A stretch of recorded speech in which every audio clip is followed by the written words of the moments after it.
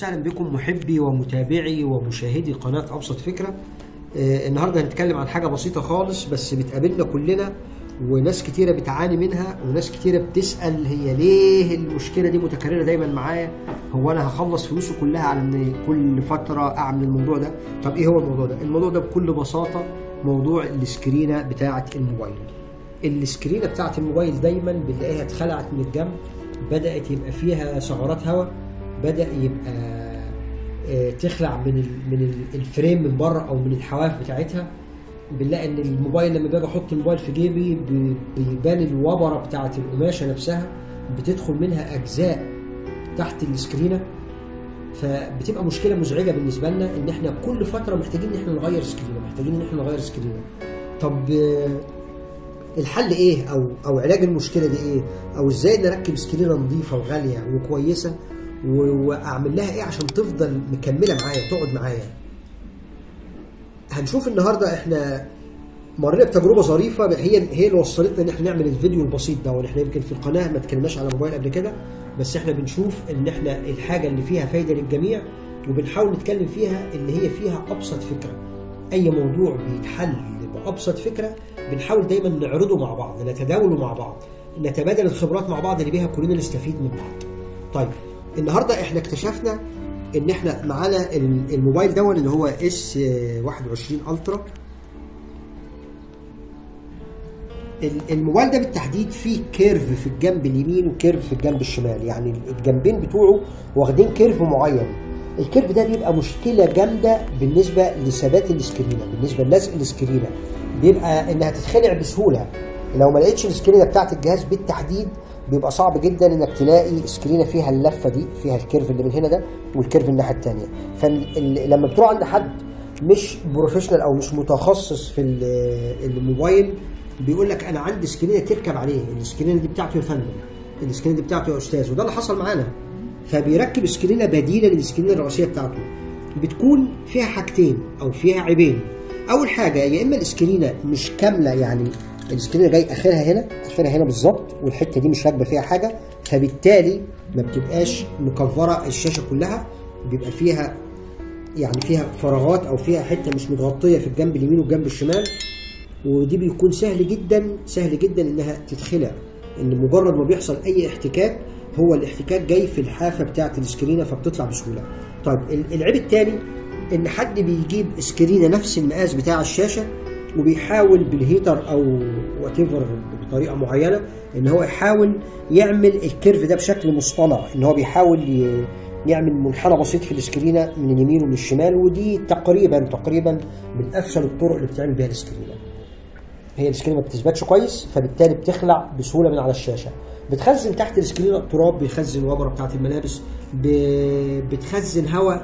مجرد ما السكرينه بقى تحتها الهواء، الفراغات بتاعت الهواء دي بتبقى شكلها مش حلو، بتبقى مزعجه للمستخدم، ولا سيما لما يكون المستخدم ده شاب كده روش حلو بيبقى عايز الحاجه تكون بالتحديد بالظبط. غير ان احنا الجماعه العواجيز بتبقى حاجه عاديه بالنسبه لنا، مش فارقه كتير ان هي الجهاز شغال والوضوح بتاع الشاشه شغال، حتى لو فيها ثغره هواء ما بتشغلنيش، ممكن ما تلفتش نظري كمان.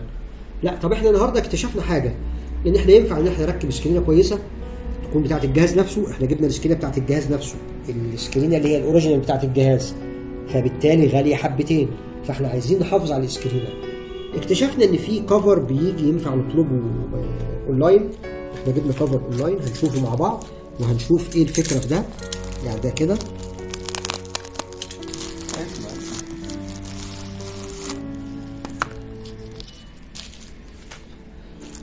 جبنا كفر بتاع الموبايل نفسه. طب ايه الفكره في الكفر؟ هنشوف مع بعض دلوقتي. احنا عملنا التجربه دي على موبايل تاني نفس النوع، نجحت جدا وبنكررها دلوقتي مع تليفون بتاع حد من فريق القناه. فهنشوف دلوقتي الميزه اللي فيه او الفايده اللي فيه، او ايه اللي لفت نظرنا وايه اللي خلانا استمتعنا بالموضوع وقلنا نخلي الفايده تتداول بينا والاستفاده تعم على الجميع من اصدقائنا وحبايبنا، اصدقاء ابسط فكره. طيب احنا كده فتحنا الكفر بتاعنا. هنا بيجي الكفر ده زي ما انتم شايفين بالمنظر ده، بيبقى عليه لزقه بسيطه، نشيل اللزقه كده تمام، وبنيجي هنا بيبقى فيه لزقه الجنب التاني برضه، نشيلها بالراحه خالص كده. وهنفتح الكفر بتاعنا. طلع الحاجة اللي محطوطة فيه من الداخل. بص لو احنا ركزنا مع بعض الميول او الكيرف اللي موجود في الشاشة، الكيرف اللي موجود في الشاشة من هنا كده ومن هنا، ده اللي بيبقى دايما بيخلي السكرين تتخلق. طب ايه الميزة او ايه الاضافة اللي الكفر بتاع حضرتك ده يضيفها لنا اللي انت بتتكلم عليه؟ الكفر ده لو احنا بصينا هنلاقي ان هو فيه فريم، ده هيغطي الجهاز كله بالكامل. تمام؟ بالتالي السكرينة هتبقى نازلة بالشكل ده هنا، هتبقى محكمة جدا جدا جدا في الكفر نفسه. فده هيبقى ليه فايدتين لو احنا بصينا مع بعض. تمام؟ حاجة كويسة ونازلة محكمة عليه. لو احنا بصينا مع بعض ان ده كده مسك السكرينة، بالعكس ده هيزيد السكرينة ثبات. يعني ده كده هيزيد السكرينة ثبات، هيخليها تمسك اكتر، مش هتتخلع بسهولة، مش هنلاقي فيه ثغرات هواء تحت السكرينة، مش هنلاقي فيه اتربة او اي بقايا لوبر لحاجة زي كده.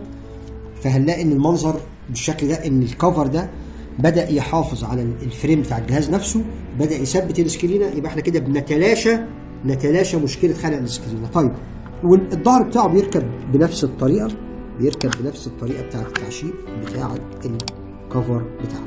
ركب الكفر بالمنظر ده كده، اعتقد ان ده كده هيحافظ على التليفون كله بالكامل، هيحافظ على الجهاز كله بالكامل. هنبص نلاقي مفيش ان شاء الله، مش هيبقى فيه تجريح من اليمين ولا من الشمال. السكرينة هيبقى عمرها اطول. اتمنى الفيديو يعجب حضراتكم، واللي يعجبه الفيديو يا ريت يتكرم علينا ويعمل لايك، واللي مش مشترك معانا في القناه يدعمنا باشتراكه. ولو ليكم اي كومنت او اي تعليق او اي ملحوظه يا ريت تكتبوها لنا في التعليقات. شكرا جزيلا، ونشوفكم الفيديو الجاي. والنهايه بتاعت كل فيديو، اسف جدا جدا لو الفيديو ما كانش مهم بالنسبه لحضرتك، قد يكون مهم لحد تاني. اشكركم جزيلا ونشوفكم الفيديو الجاي.